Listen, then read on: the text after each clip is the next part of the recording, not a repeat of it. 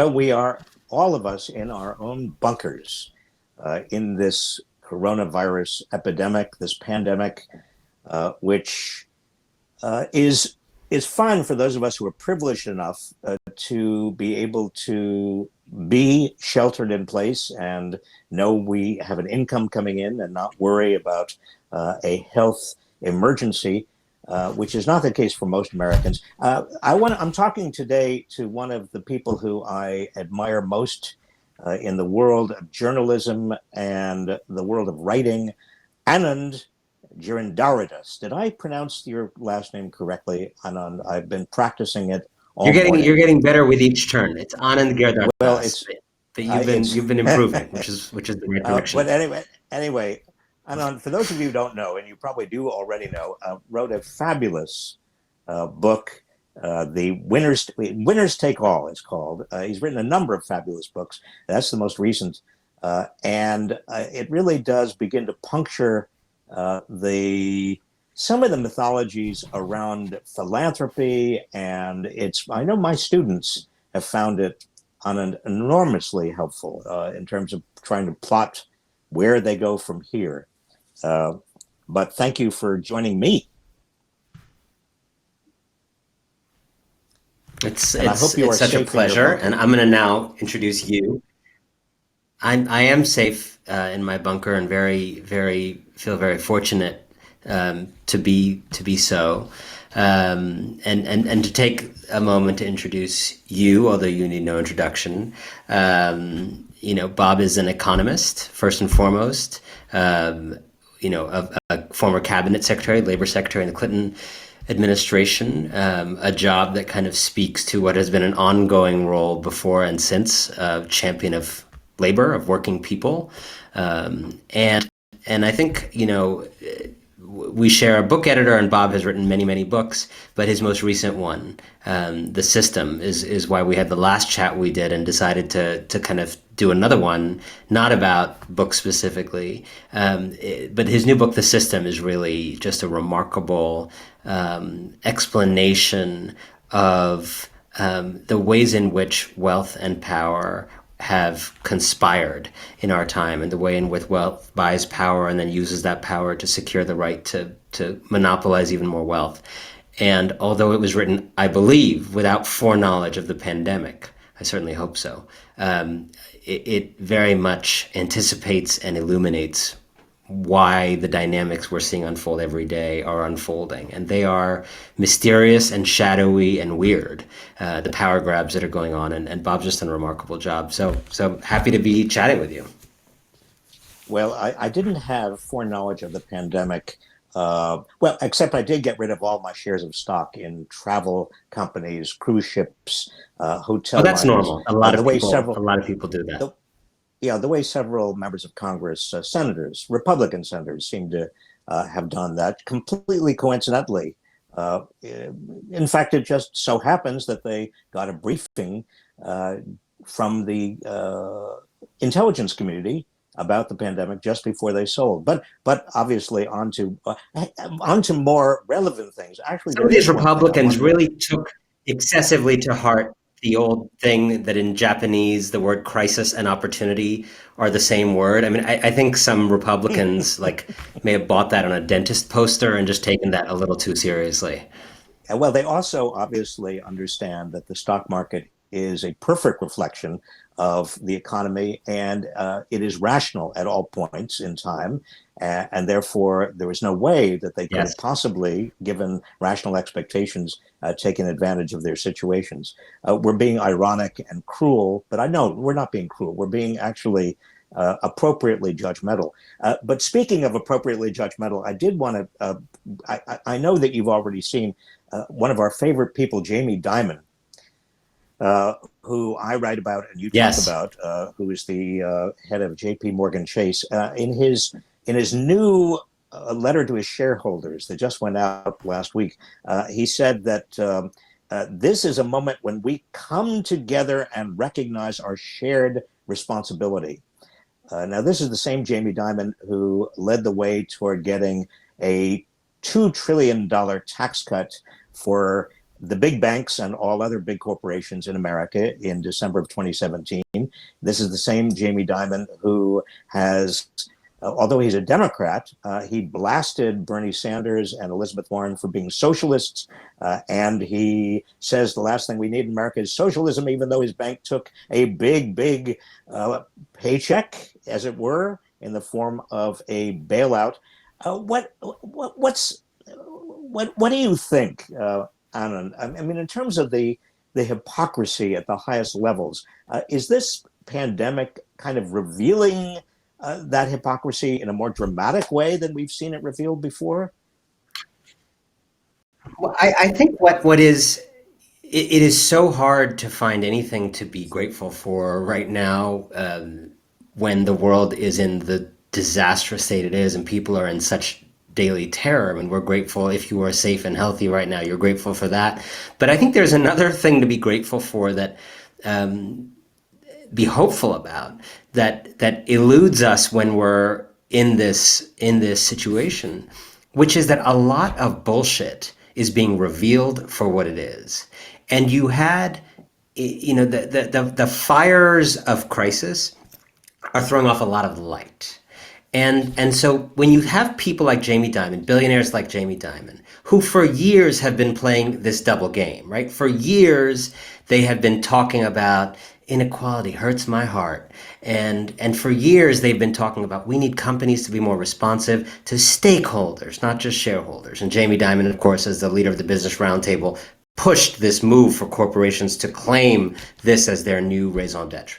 And for years, people like Jamie Dimon have been saying things about the environment and so on and so forth. And for years, at the same time, when it actually came to getting off, public statements and into the trenches of what are you lobbying for, actually?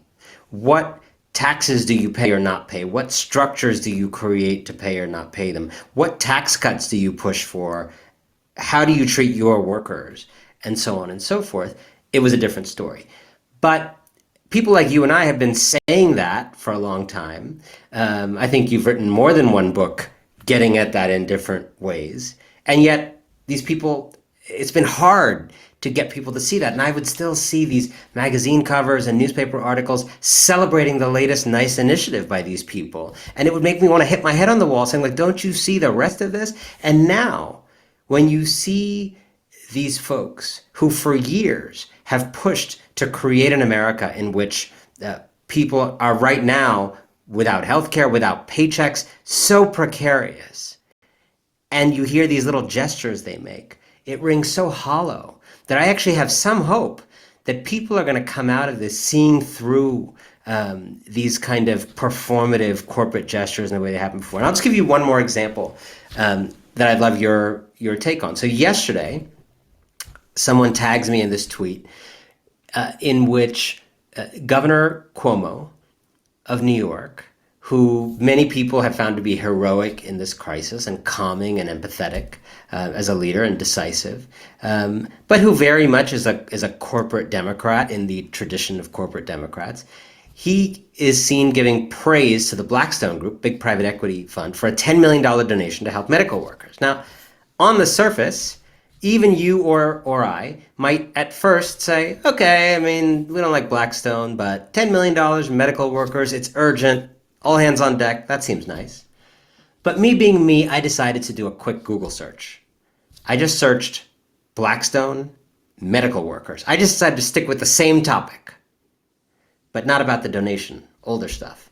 And lo and behold, within this very month or 2 months, there was a story in ProPublica about how companies owned by Blackstone had been cutting ER workers' wages and hours during the pandemic to save money, forcing hospitals to do heroically more with even less.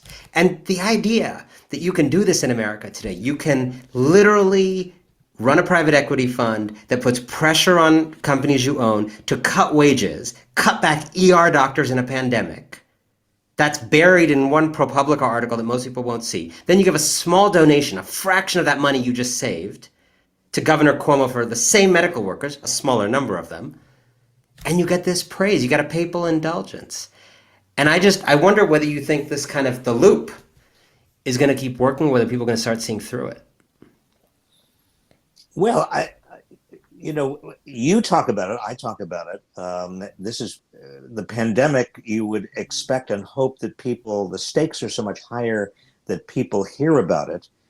But I have to say that in terms of Blackstone and how private equity has been treating healthcare workers and hospitals, yes, that's out there, but it hasn't all been put together so eloquently the way you just did. I guess I worry that there's a tendency in the press, in the media, not to connect the dots in some very profound ways. I mean, Jeff Bezos, for example, gives $100 million last week to all of these food banks, and people say, "Oh, isn't that wonderful? Jeff Bezos is doing such wonderful things. The head of Amazon understands his responsibilities. That's a gigantic amount of money." Well, the fact of the matter is, it's what? It's one tenth of 1% of. I mean, Jeff Bezos doesn't even see. It's almost a rounding error, and Jeff Bezos is. He's the richest man in America. When I last looked, he had 110 $1 billion. He doesn't even. It's what he earns maybe in one day, and maybe he's contributing one day's worth of his income. But at the same time, he is with his own workers, his Amazon workers. He is denying them paid sick leave. And they only get 2 weeks of paid sick leave if they actually test positive for the coronavirus. And a lot of his workers are packed together in warehouses. He demands, and his company is demanding, Amazon is demanding, that they work time and a half overtime. They're not even getting paid, many of them. Many of them are contract workers. I could go on and on and on. So you get this. What you're referring to, and I'm referring to, is this double image. It's beyond bullshit.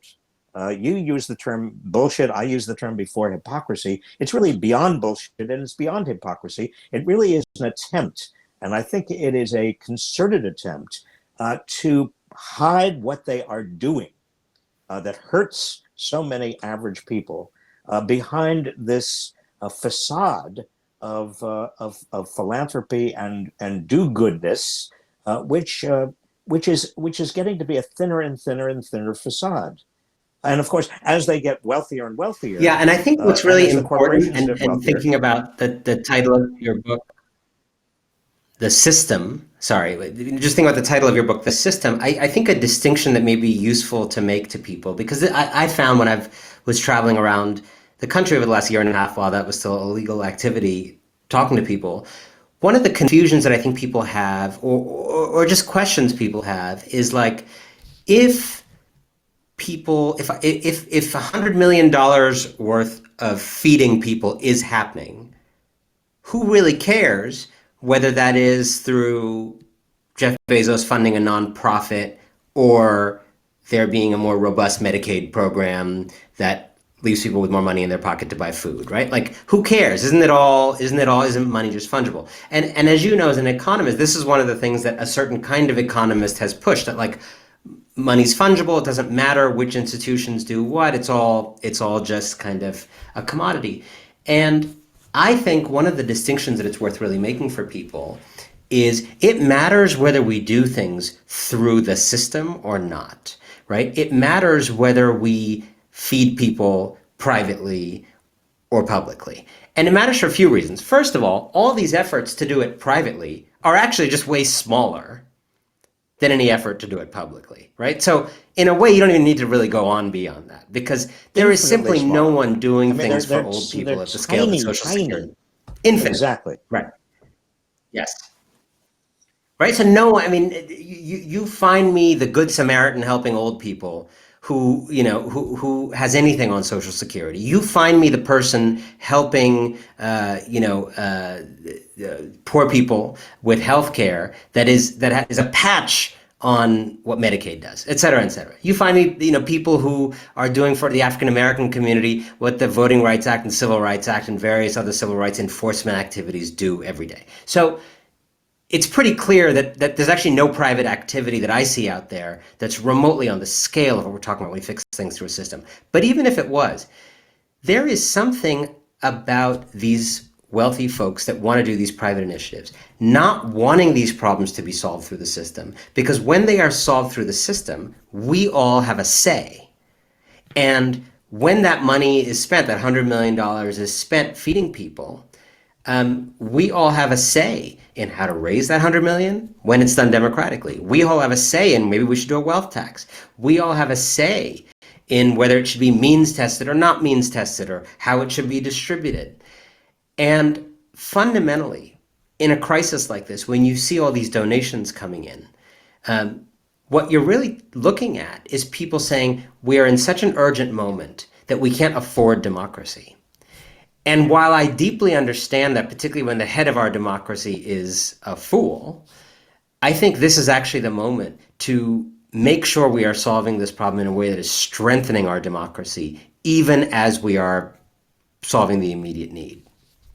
Well, I couldn't agree with you more. And I think that the point here really has a lot to do with how the system is organized and who has the power in the system.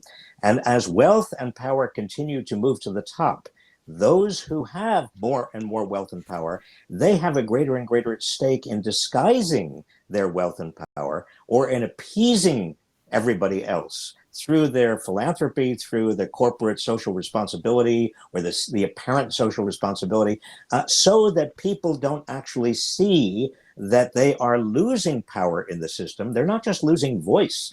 They're losing the ability to remake the system in ways that permanently give them the kind of resources they need over the next lifetime, or in the lifetime of their children and future generations.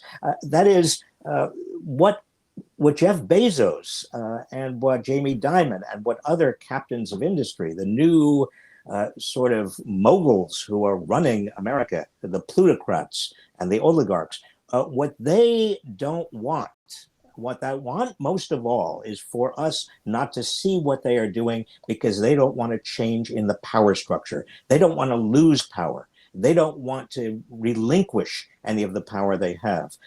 Look what happened in Wisconsin yesterday.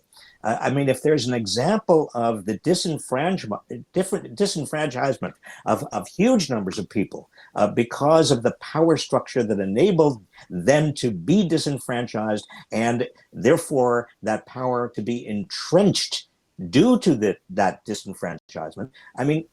Wisconsin is Exhibit A. Even the Supreme Court, 5 Republican members of the Supreme Court basically said yes to that debacle in Wisconsin. And if that can happen there, it's going to happen every place. How do you think about, in the system book, you talk it towards the latter part. I have often been criticized for not giving people solutions. Which I don't, because I often think their desire for solutions masks the desire for premature absolution.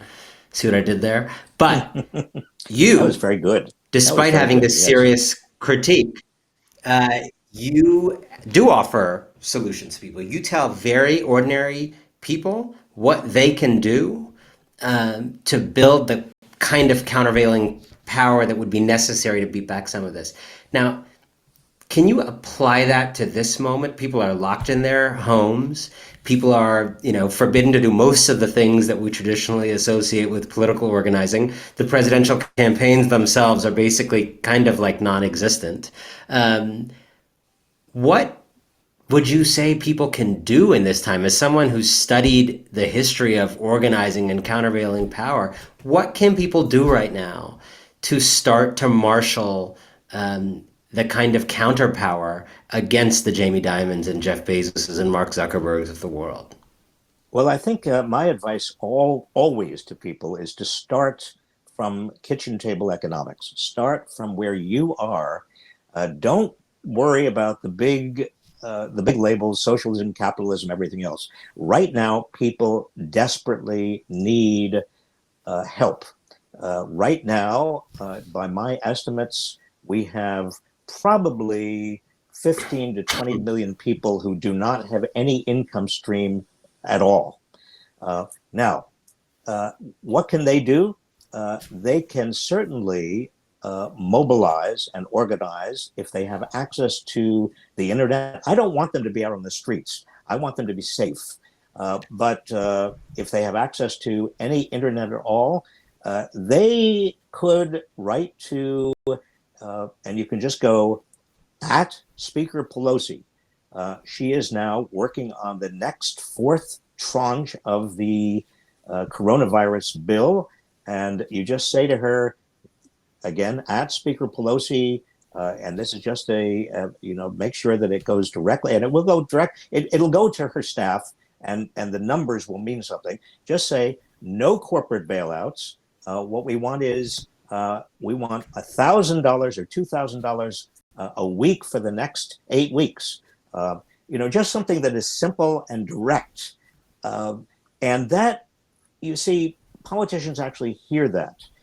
It also has a lot to do with November, because if people start feeling their own power, they begin to understand that they can have an effect even on the election coming up, not just the presidential election, but at the state and at the local levels. What we saw, Anand, in 2018 was, particularly for young people and progressives and many people of color, an opportunity that many of them took for the first time to exercise their voice, to become involved, to mobilize in very palpable and significant and very clear ways. And the result was the House of Representatives doesn't look at all like the House used to look. You just see a picture of the new House of Representatives. It's not just that. I mean, it's amazing, the number of women, the number of people of color, the number of young people. That is empowering in and of itself. So use this crisis. Start from where we are right now. Start from the fact that huge numbers of working class people are in peril, and get them back into a movement. Make them understand that certainly the Republican Party and the corporate Democrats are not on their side. This is not rocket science. It is possible. I think what's really interesting listening to you and inspiring but also daunting is this is such a moment of inwardness because of the demand to be safe. I mean, you're literally supposed to stay in your house. And the kind of values of solidarity you're talking about necessarily require a certain kind of relationship with others. It doesn't have to be a physical relationship. I mean, there have been, of course, people from disabled communities and just various dispersed communities that have managed to do amazing things with organizing. But in general, when you're in this mode where you're hunkered down in your house, psychologically, the world outside your door is scary. Going to get food is scary. The world outside is risk and the home is safe. I really just wonder how we're going to need to reinvent organizing in this time. I don't know the answer. Also right now, except for FaceTime calls or whatever, people don't have a visceral experience of other people's lives the way you do when you take a subway and you see in one ride 10 different lives that are very different from your own. And you just remember that there are these very differently lived lives out there. If you're locked in your house, you read the media, you don't have that same thing. So I think a question that I would have for all of you, and people need to just invent this, is like, what are ways to actually have cross-family, cross-class, cross-race discussions right now? So you're not just FaceTiming your friends and your family. Like, are there ways for people to FaceTime people they don't know to just understand different experiences of this moment? Are there ways to organize that need to be invented that do not involve physical contact? I'm really curious about who is thinking about the future of organizing in this hour. Well, it's interesting because the people who are actually organizing right now are the so-called essential workers. A lot of people in those warehouses are beginning to think about going on strike. Some of them even are going on strike. Some of those nurses who are on the front lines and not getting protective gear and equipment, they know they can't go on strike, and yet they are the idea of once this is over, asserting themselves organizationally is being planted. And I know because I know many of them, and I talk to some of them around the country, nurses and hospital orderlies, because I used to be involved in that kind of work. And I also know that there are a lot of people who, the teachers who are no longer in their classrooms, they are in touch with each other. There are a lot of groups like teachers who are staying in touch with each other. And the wildcat strikes we saw among teachers in several states over the last couple of years for better pay, better working conditions, better classroom conditions, they are actually mobilizing right now as we speak. So it's not impossible, but Anand, you do give me pause. It is a huge challenge to, at a time when people are scared and when they are separated, and we're talking about, and you were talking about most of the people who are sheltering in place, how to mobilize and organize, how to empathize. I wonder. I mean, your field is journalism. I mean, you are a very special kind of journalist. But do you think that there's a role for journalists to play That's what my trolls say as well.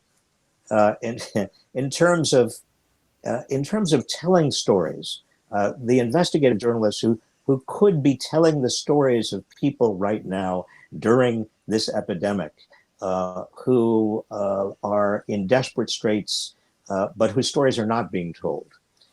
I'm not seeing it as much as I had hoped to see it. Are you? You know, I mean, obviously, it's just an immense challenge to report this time. I mean, I'm reading many things that I would say are remarkable stories. There was a really phenomenal story in the New York Times over the weekend that was 24 hours in the pandemic, and it was just like, a bus driver delivering empty, busloads of food to people without students in them, and various other